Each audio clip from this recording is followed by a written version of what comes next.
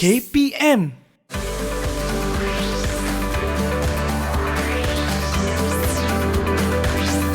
Didik TV KPM.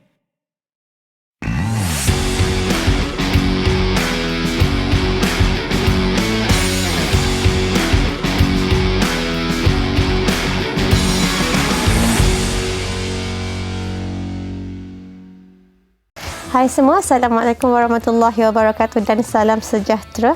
Bertemu kembali dalam Diet dan Nutrisi bersama saya, Dietitian Nora.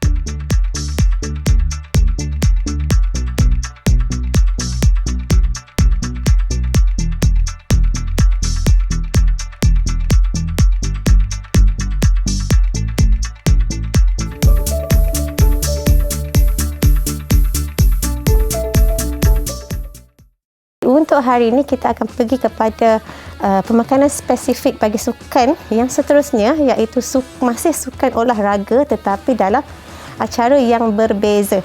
Jadi untuk hari ini kita akan terus berdiskusi tentang event distance running ataupun pelari jarak jauh. Sebelum tu cuba kita kenali dulu kategori yang manakah dimaksudkan dengan acara untuk pelari jarak jauh. Jadi untuk jarak jauh, dia ada beberapa kilometer ataupun jarak tertentu yang mana dia bermula dengan 10 km, 15 km, half marathon iaitu 21.1 km ataupun 42.2 km. Jadi itu adalah jarak yang dimasukkan dalam kategori untuk distance running. Mereka yang menceburi untuk distance running memerlukan training yang panjang, memerlukan training yang beberapa sesi mengikut format-format tertentu, yang mana format-format ini dah tentu untuk meningkatkan performance atlet, terutama dari segi penggunaan tenaga yang lebih efisien dan juga meningkatkan anaerobic capacity, aerobic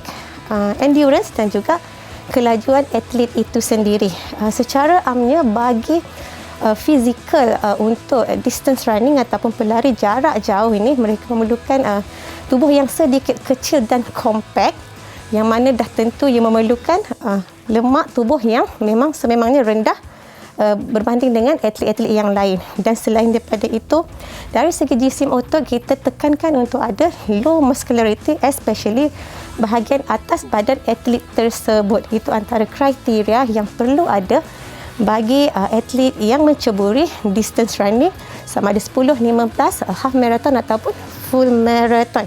Jadi untuk training diet ataupun diet semasa latihan, sebenarnya penting untuk atlet tahu yang setiap kali latihan mungkin memerlukan tenaga yang tinggi, tenaga yang banyak, iaitu keperluan karbohidrat sangat penting untuk atlet bagi acara ini. Jadi keperluan tenaga perlu dipenuhi, begitu juga dengan recovery session ataupun proses pemulihan selepas latihan. Walau bagaimanapun, walaupun dia punya requirement untuk mempunyai lemak badan yang rendah, sangat berisiko untuk atlet yang mana betul-betul nak restrictkan dia punya energy intake, restrictkan pengambilan nutrit, yang mana ini boleh membawa kepada disorder eating ataupun kecelaruan makanan. Seterusnya ia memberi impak yang negatif kepada performance atlet itu sendiri.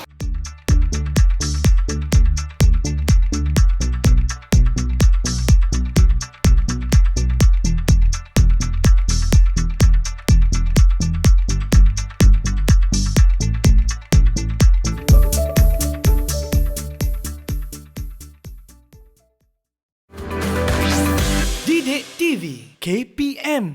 Didik TV KPM.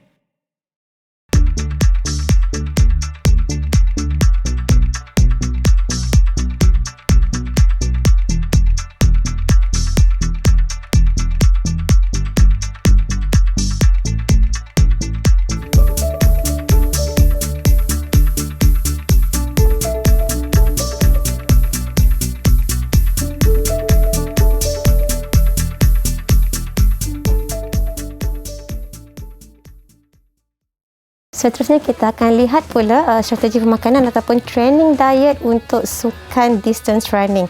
Dan bagi untuk distance running, pelari jarak jauh ni kita ketahui bahawa keperluan karbohidrat adalah sangat penting sebagai sumber tenaga untuk pastikan sentiasa ada tenaga yang mencukupi untuk masa glycogen dan juga liver glycogen. Jadi untuk atlet pada setiap hari, pengambilan makanan yang seimbang sangat penting, yang mana atlet memerlukan di antara 7 hingga 10 gram karbohidrat pada setiap hari bagi setiap kilogram berat badan. Jadi atlet perlu tahu yang mana keperluan karbohidrat pada setiap hari adalah lingkungan 7 hingga 10 bergantung kepada training load dan juga keperluan secara individu. Yang mana dengan jumlah karbohidrat ini kemudian atlet boleh bahagikan kepada beberapa waktu makan dan juga waktu snacking supaya dapat memenuhi keperluan karbohidrat pada setiap hari. Bagi atlet yang pelari jarak jauh yang melibatkan half marathon ataupun full marathon, yang mana 21.1 km ataupun 42.2 km, mereka juga boleh mengamalkan untuk 10 hingga 12 gram karbohidrat bagi setiap kilogram berat apabila 24 sehingga 72 ataupun 24 hingga 48 jam sebelum dia punya competition. Jadi ini terpakai untuk pelari jarak jauh ataupun distance running, sama ada half marathon ataupun full marathon. Kalau yang 10 hingga 15 km, mereka mungkin tak memerlukan untuk ada extra karbohidrat dalam sehari ataupun 2 hari sebelum daripada competition tersebut. Begitu juga untuk keperluan protein bagi atlet, yang mana protein juga perlu lengkap, perlu ada dalam setiap hari diet untuk atlet pada setiap hari, dan separatekan ataupun bahagikan protein itu kepada beberapa meal. Jadi setiap kali waktu makan ada sumber karbohidrat dan juga ada sumber protein. Jadi ini penting sebenarnya supaya dapat pastikan atlet mendapat sumber karbohidrat yang tinggi dengan nutrien. Kita fokus kepada nutrien rich carbohydrate, yang mana dia bukan sahaja membekalkan karbohidrat tapi pada masa yang sama mempunyai nutrien-nutrien lain sama ada vitamin atau mineral, dan juga mungkin ada juga sumber protein dalam makanan tersebut. Antara makanan yang tinggi dengan karbohidrat bersama dengan nutrien lain, kita boleh fokuskan kepada pengambilan biji rin, pengambilan pasta, pengambilan susu ataupun dairy products ataupun susu yang berperisa, yang mana ia bukan sahaja memberi sumber karbohidrat tapi pada masa yang sama ada sumber protein, begitu juga ada vitamin dengan minerals. Dan penting juga untuk atlet untuk pastikan yang apa yang atlet makan pada hari-hari ini kebiasaannya adalah makanan yang rendah dengan fiber, especially kalau dekat-dekat dengan tournament ataupun game. Kebiasaannya runners akan elakkan makanan yang high fiber, yang mana ia boleh meningkatkan rasa ketidakselesaan di dalam perut runners. Kebiasaannya ada bergantung kepada individu, bergantung kepada status penghadaman masing-masing. Di antara 24 hingga 72 jam mungkin mereka akan pastikan yang mereka mengambil diet yang rendah fiber.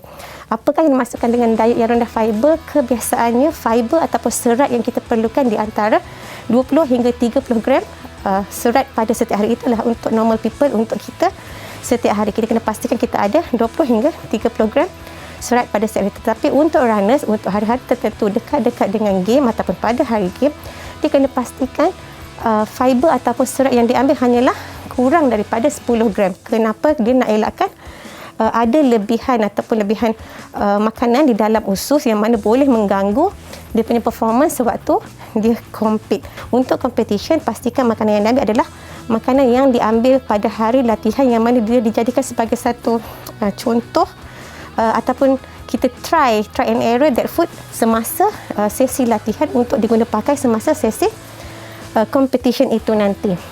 Okey, seterusnya tentang hydration. Hydration sangat penting untuk distance runner. Setiap hari waktu latihan bergantung kepada tempoh latihan, bergantung kepada intensiti latihan, keperluan air mungkin menjadi lebih tinggi. Jadi atlet perlu alert, kadar perperluan atlet tersebut bergantung kepada distance dan berapa banyak perperluan dan berapa banyak air yang perlu diganti. Okey, jadi penggantian air mungkin tak berlaku semasa tempoh latihan itu sendiri ataupun semasa tempoh competition, tapi penggantian mungkin berlaku dalam tempoh 24 jam ataupun 4 hingga 6 jam untuk dapatkan fully hydrate balik dengan menggantikan kehilangan berat badan. Sekiranya kehilangan 1 kg, maka penggantian sepatutnya adalah 1.5 liter air dalam tempoh 4 hingga 6 jam. Dan ini penting supaya nak elakkan dehidrasi yang mana akan mengganggu konsentrasi atlet semasa dalam tempoh larian ataupun dalam tempoh competition itu sendiri. Okey, sebelum competition, lagi satu faktor yang agak penting adalah sebelum competition apa yang atlet perlu makan bergantung kepada masa dan bergantung kepada jarak, bergantung juga kepada availability ataupun kedapatan makanan tersebut. Okey, so sebelum competition kita tengok 1 hingga 2 jam sebelum competition mungkin atlet boleh ambil makanan yang lighter ataupun lebih kurang kuantitinya, tetapi masih kekalkan konsep tinggi karbohidrat.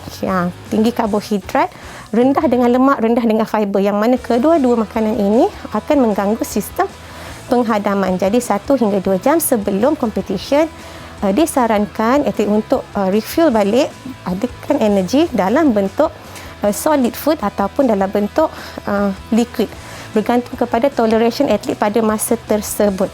Kalau kata atlet susah nak ambil makanan yang dalam bentuk pepejal, boleh go ataupun opt makanan yang dalam bentuk liquid. Mungkin boleh ambil milkshake, mungkin boleh ambil sports gel ataupun sports bar ataupun sports energy yang ada dimakan 1 hingga 2 jam sebelum daripada sesi race ataupun event atlet. Tetapi kalau atlet ada 3 hingga 4 jam, iaitu masa yang lebih panjang sebelum race ataupun sebelum tournament, kita boleh ambil makanan yang lebih lengkap, yang mana jumlah karbohidratnya lebih tinggi berbanding yang 1 hingga 2 jam, tetapi masih mengekalkan konsep moderate protein, low fat dan juga low fiber. Dan ini penting supaya nak elakkan ketidakselesaan perut ataupun gastro atlet semasa running ataupun semasa competition tersebut. Jadi penting untuk pastikan jarak masa perlawanan sama ada early morning ataupun sama ada late evening, sesuai atau tidak jenis-jenis makanan yang diambil sebelum competition tersebut. Okey, kalau kita move on kepada bagaimana pula pengambilan air ataupun food semasa tempoh ataupun semasa race itu berlangsung. Yang kita tahu distance running dia akan melibatkan 10 km ataupun 15 ataupun 21 ataupun 42. Jadi maksudnya long duration game yang mana kita tahu kita perlukan additional fuel, karbohidrat, glukos untuk pastikan atlet boleh sustain sampai ke hujungnya. Jadi kalau kata less than 60 minutes punya session, sekadar air pun sudah mencukupi sebenarnya. Tetapi andai kata sesi tersebut ataupun race tersebut, event tersebut lebih daripada 60 minit, maka boleh ambil sports drink yang mana dia membekalkan 30 hingga 60 gram karbohidrat kepada atlet. Jadi itu antara option yang ada atlet boleh ambil untuk top up energi bergantung kepada tempoh ataupun masa race dan jumlah karbohidrat yang dibenarkan supaya boleh top up kepada tenaga yang diperlukan.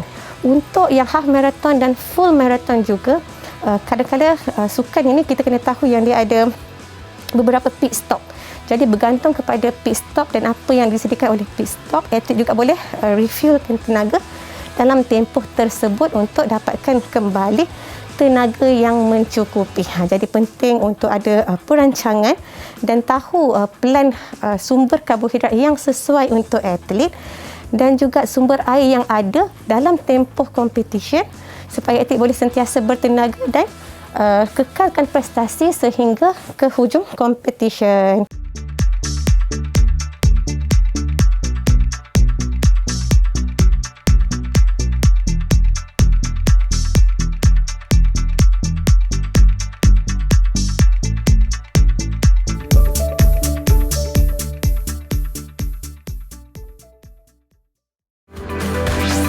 Didik TV KPM.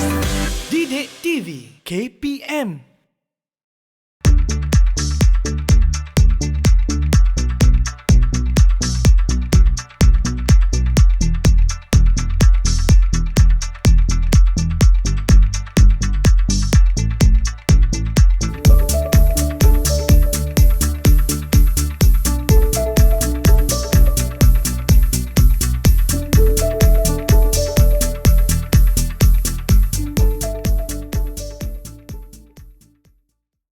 Seterusnya kita akan lihat pula recovery strategies bagi distance running.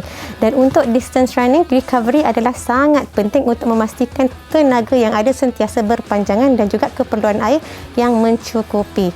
Apa antara recovery nutrition ataupun recovery strategies untuk pelari jarak jauh ini? Mereka kena pastikan penggantian glycogen itu berlaku betul-betul sejurus selepas high intensity training ataupun latihan intensity yang tinggi. Dan kita kena faham yang every time setiap masa atlet berlatih ataupun dalam competition, masa glycogen kebiasaannya akan depleted ataupun berkurang. Jadi betul-betul sejurus selepas latihan, atlet perlu pastikan ada penggantian terus untuk sumber karbohidrat. Jadi penting pada masa ini sejurus selepas competition, sejurus selepas latihan, pengambilan makanan yang tinggi dengan karbohidrat adalah sangat penting. Jadi sources of karbohidrat perlu ada betul-betul selepas latihan. Jadi atlet boleh ambil karbohidrat yang mencukupi dan terus refuel untuk pastikan pemulihan terus berlaku selepas latihan ataupun sesi competition. Bukan sahaja karbohidrat, penting juga ada protein untuk repair, untuk muscle repair, untuk muscle adaptation dan juga muscle synthesis, untuk pastikan ada 20 hingga 25 gram protein. Kalau tadi kita kata ada sumber karbohidrat untuk recovery, karbohidrat yang pertama penting untuk recovery kita plus dengan protein, yang mana protein injection adalah 20 hingga 25 gram pada satu masa, betul-betul selepas training session tersebut. Jadi combination of karbohidrat dengan protein akan membolehkan recovery berlaku dengan lebih baik untuk atlet tersebut dan membantu untuk sesi-sesi yang seterusnya. Antara makanan yang boleh atlet ambil betul-betul sejurus selepas sesi, boleh ambil toast ataupun roti bersama-sama dengan tuna, boleh ambil telur iaitu sumber protein, kemudian gabungkan bersama pasta ataupun combination susu bersama dengan yogurt pun masih boleh diambil oleh atlet untuk menggalakkan proses recovery. Bukan sahaja keperluan karbohidrat dengan protein itu penting, malah dalam tempoh itu juga pengambilan air juga penting dan atlet perlu rehydrate semula untuk pastikan tahap hidrasi berada pada keadaan yang baik selepas sesi latihan yang panjang dan juga selepas competition.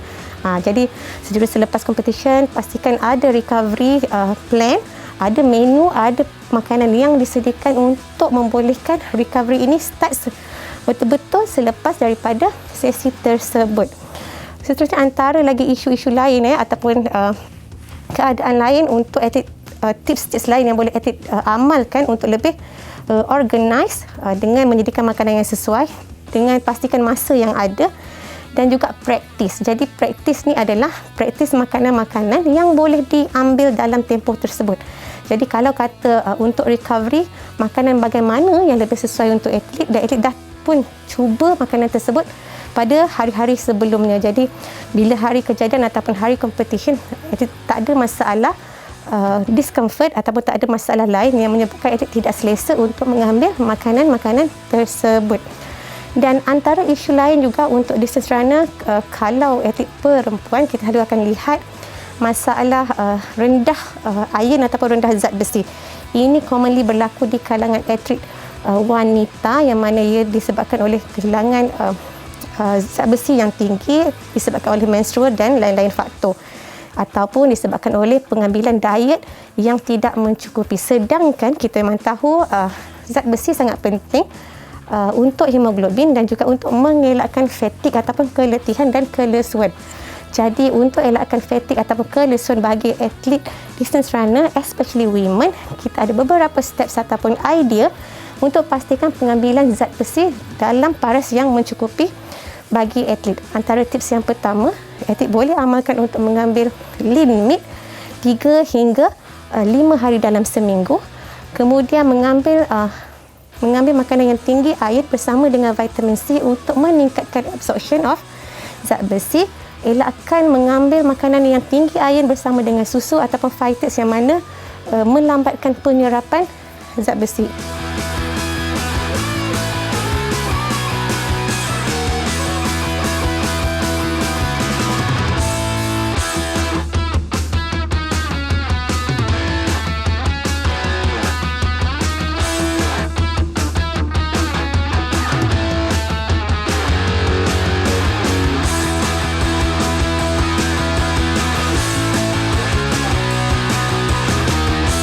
Itu antara guidelines yang boleh atlet amalkan untuk pastikan pengambilan zat besi mencukupi dan boleh membantu prestasi atlet.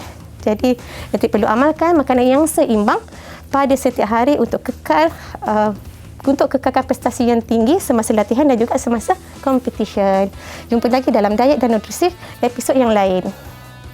Bye.